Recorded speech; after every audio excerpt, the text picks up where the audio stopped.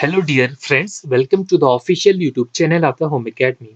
जैसे कि आप सारे ही जानते हैं, हमने अपने फेसबुक पेज पे भी जो है इस वैकेंसीज के बारे में नोटिस जो है वो अपलोड कर दिया था कि जेकेएसएसबी की एडवर्टाइजमेंट नंबर जो है 5 आ चुकी है। तो इससे पहले जो है वो 4 एडवर्टाइजमेंट जब आई थी, हमने तब भी जो है आपको अपडेट किया था। और आज जो है एडवर्टाइजमेंट नंबर 5 आ चुकी है, जिसमें टोटल वैकेंसीज 580 है। वैकेंसीज जो है ये डिस्ट्रिक्ट कैडर की भी है, डिविजनल भी है और यूटी कैडर की भी वैकेंसीज इसमें आ चुकी है। अब इसके बारे में हम जानेंगे। टोटल वैकेंसी जो है वो 4 डिपार्टमेंट में है। कौन कौन से वो डिपार्टमेंट है? पहला साइंस एंड टेक्नोलॉजी का डिपार्टमेंट है, जिसमें 11 वैकेंसीज है। फिर एआरआई एंड ट्रेनिंग का डिपार्टमेंट है, इसमें 35 वैकेंसीज है। लॉ जस्टिस का डिपार्टमेंट है 35, इसमें 44 वैकेंसीज है। और फिर पीडब्ल्यूडी डिपार्टमेंट, आरएनबी डिपार्टमेंट जो है इसमें 490 वैकेंसीज है। तो कुल मिलाकर अगर हम बात करेंगे तो कुल जो वैकेंसीज है वो 580 वैकेंसीज जो है वो आ चुकी है, जिसमें बीटेक की भी वैकेंसीज है, डिप्लोमा की भी वैकेंसीज है। अब क्या क्या इंपॉर्टेंट डेट्स है जो आपको यहाँ पर याद रखनी चाहिए, ये हमारे पास एक जो है वो फिगर है, आप देख सकते हैं। इसमें जो फॉर्म जो मिलना शुरू होंगे वो 31 दिसंबर से मिलेंगे। यानी कि 31 दिसंबर से जो है वो ऑनलाइन एप्लीकेशन जो है वो स्टार्ट हो जाएगी। और ये आपकी जो है वो 20 जनवरी तक होगी। लास्ट डेट जो रहेगी वो 20 जनवरी होगी। ठीक है, तो बाकी इसके बारे में क्या क्या होगा, पे स्केल क्या है, वो सारा कुछ हमारे जो है इसमें 35 पेज का जो है वो डॉक्यूमेंट है। वो आप पढ़ सकते हैं पूरा जेकेएसएसबी की वेबसाइट से। तो सर्टिफिकेट क्या क्या जिसमें चाहिए चीज़ें, वो सारा क्वालिफिकेशन क्राइटेरिया, क्योंकि वैकेंसीज जो है वो हर डिपार्टमेंट की अलग अलग है और हर किसी की वैकेंसीज के साथ उसकी क्वालिफिकेशन लिखी गई है। तो कितनी है टोटल? 580 है। जानेंगे हम इसमें कुछ इंपॉर्टेंट बातें जो को आपके लिए इंपॉर्टेंट होगी। तो पहली बात जो है इसमें याद रखनी होगी आपको कि इसके लिए अप्लाई करने के लिए आपको जेएंडके का डोमिसाइल सर्टिफिकेट होना चाहिए, तभी आप जो यहाँ पे अप्लाई करेंगे।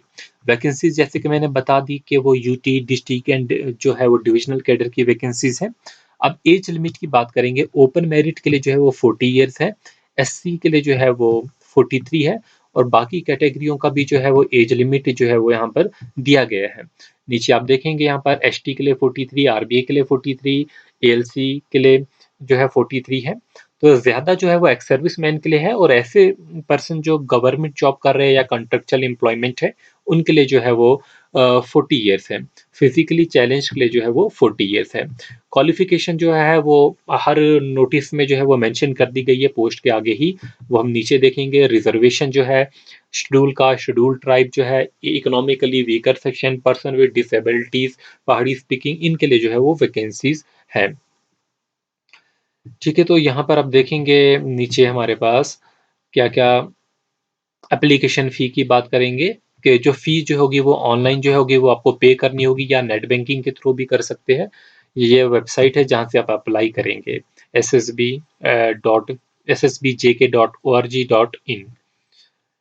सेंटर ऑफ एग्जामिनेशन की अगर हम बात करेंगे, सेंटर जो होगा वो वेन्यू जो एग्जामिनेशन का होगा वो आपको जो है अप्लाई करने के बाद ही जो है वो बता दिया जाएगा उसके लिए।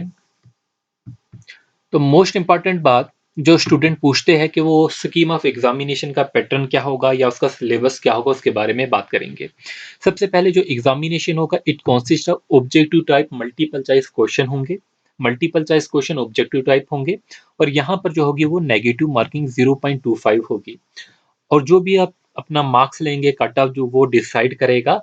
अगर नॉर्मलाइजेशन की जरूरत होगी तो यहाँ पर लिखा है कि नॉर्मलाइज्ड भी जो है वो मार्क्स जो है वो किए जाएंगे, उसके बाद ही जो है आपका कट ऑफ जो है वो बना दिया जाएगा। फिर सिलेबस जो होगा वो अभी जो है वो निकला नहीं है। सिलेबस के लिए जो है वो एक अलग से पोस्ट जो है वो नोटिफिकेशन जो है वो आएगा, उसमें जो है वो आपके लिए सिलेबस जो है वो मेंशन किया जाएगा। ठीक है, तो अब कुछ और इम्पोर्टेंट बातें जो आपको याद रखनी चाहिए इसमें, वो क्या क्या है, वो ये है कि आप वैकेंसीज के बारे में देखेंगे कि कौन कौन सी जो है वो वैकेंसीज थी।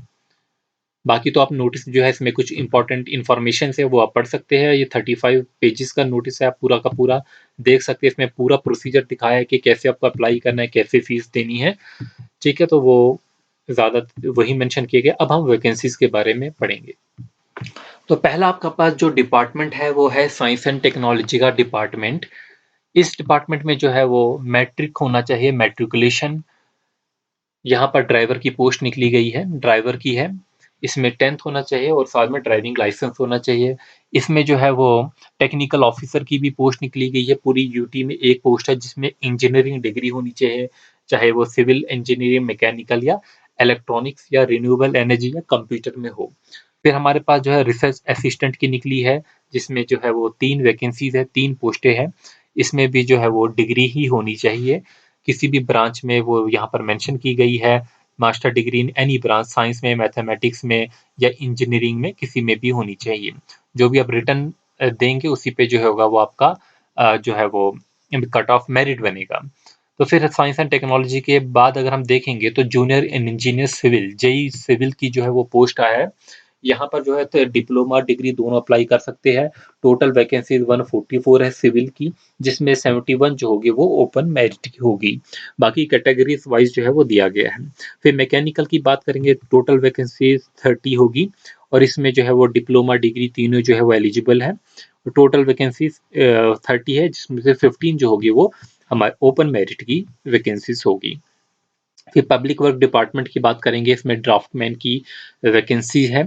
ड्राफ्टमैन में जो है वो टोटल 34 है और यहाँ पर ओपन की जो है वो 18 है।